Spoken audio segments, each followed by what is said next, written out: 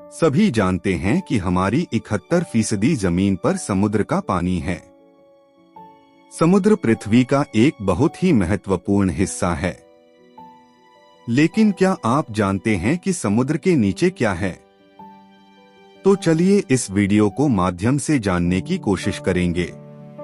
अगर पनडुब्बी 750 मीटर से नीचे समुद्र में चली जाती है तो यह इतनी तेजी से फटेगी कि यह नष्ट हो जाएगी। इसी तरह यदि कोई सामान्य व्यक्ति बिना ऑक्सीजन के समुद्र में 1 किलोमीटर की गहराई तक नीचे चला जाता है तो उसके फेफड़े फट जाएंगे।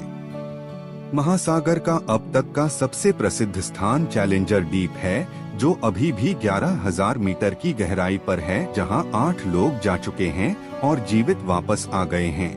जबकि एक आदमी या मशीन में इतनी गहराई में जाना घातक हो सकता है, लेकिन हमारी धरती दिखती है नीला। समुद्र इसके पीछे का एक बड़ा कारण है। पृथ्वी का 71% भाग समुद्र के ऊपर फैला हुआ है, इसीलिए पृथ्वी को नीला ग्रह कहा जाता है।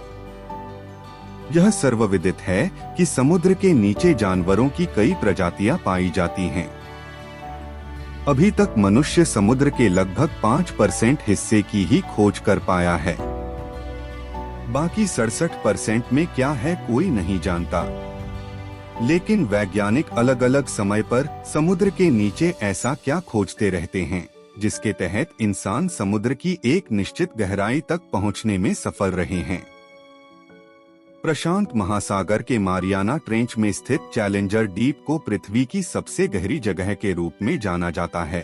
11,000 मीटर की गहराई के साथ इस जगह पर सूरज की रोशनी नहीं पहुंच पाती है और चैलेंजर डीप में पानी के दबाव के आसपास ही अंधेरा होता है। इतना कुछ है कि वहां के किसी इंसान या मशीन की पहुंच जानलेवा हो सकती है। पहले हम समुद्र की गहराई को जाने। बिना ऑक्सीजन सिलेंडर के एक व्यक्ति 1 किलोमीटर तक तैर नहीं सकता। एक व्यक्ति अधिकतम 800 फीट की गहराई तक ही तैर सकता है। यह सांस की समस्या है। यह संभव है कि कोई व्यक्ति नीचे चला जाए 1 किलोमीटर, उसे बहुत अधिक पानी के दबाव का सामना करना पड़ेगा, जिससे उसके फेफड़े फट सकते हैं। लेकिन यह दबाव जंगली जानवरों के लिए कुछ भी नहीं है और घातक है। नहीं, इसलिए मछलियां भी 1 किलोमीटर गहरी होती हैं। कहीं न कहीं अलग अलग प्रजाति के जानवर रहते हैं। समुद्र में सबसे बड़ा शिकारी ब्लू व्हेल शिकार की तलाश में 500 मीटर गहराई तक जाने में सक्षम है। जहां यह मछली आमतौर पर 300 से 350 मीटर की गहराई पर रहती है, वहीं अगर आप समुद्र में गहराई में जाएंगे तो आपको 750 मीटर की गहराई पर एक पनडुब्बी भी दिखाई देगी। यह पनडुब्बी पानी के भीतर रहती है और अपनी गतिविधियों को देखती है। दुश्मन देश को पकड़ लेता है ताकि समुद्र हमला न कर सके, लेकिन 750 मीटर से अधिक की दूरी तय करने के बाद पनडुब्बी पानी के दबाव को झेल नहीं पाती है और कुछ ही मिनटों में फट जाती है। यानी अगर आप 800 मीटर की गहराई तक जाते हैं, आपको बहुत कम तापमान मिलेगा। यह एक ऐसी जगह होगी जहां धूप नहीं होगी, इसलिए समुद्र के नीचे बहुत ठंड महसूस होगी। लेकिन कुछ जीवों ने इस तापमान पर भी खुद को जिंदा रखने की कला सीख ली है। तो अगर आप नीचे जाएंगे तो आपको केवल अंधेरा ही दिखाई देगा, जिसे हम चैलेंजर डीप कहते हैं। लेकिन समुद्र के नीचे क्या होता है, इसके लिए आपको पृथ्वी के बारे में कुछ जानना होगा, क्योंकि पृथ्वी की संरचना समुद्र के नीचे जो है उसे आपस में जोड़ेगी। पृथ्वी की सबसे ऊपरी परत को भूपर्पटी कहते हैं, जहां हम, आप, वृक्ष, जलप्रपात आदि रहते हैं।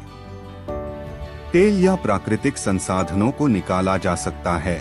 हालांकि लगातार उत्खनन के कारण प्राकृतिक संसाधनों जैसे तेल को 1 किलोमीटर के बजाय 2 किलोमीटर की गहराई पर निकाला जाता है।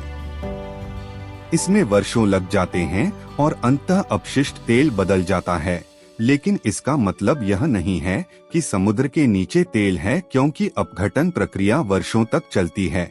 इसलिए इतनी बड़ी मात्रा में तेल का उत्पादन संभव नहीं है। फिर समुद्र के नीचे क्या है?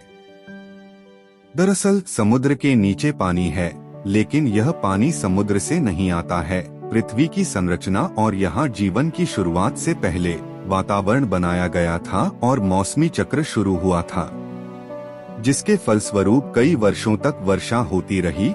आकाश से गिरता हुआ यह जल पृथ्वी के भूभाग को गहराई से समाहित कर लेता था, जबकि वर्षा का कुछ जल नदियों और झरनों में मिलकर सीधे समुद्र में चला जाता था। पृथ्वी से अवशोषित पानी को सबसे पहले इंसानों ने हैंडपंप की मदद से निकाला था। भूजल को अब बोरवेल की मदद से निकाला और इस्तेमाल किया जाता है। वैसे तो धरती पर इंसानों का इतिहास बहुत पुराना नहीं है, लेकिन लाखों सालों से धरती पर बारिश होती आ रही है।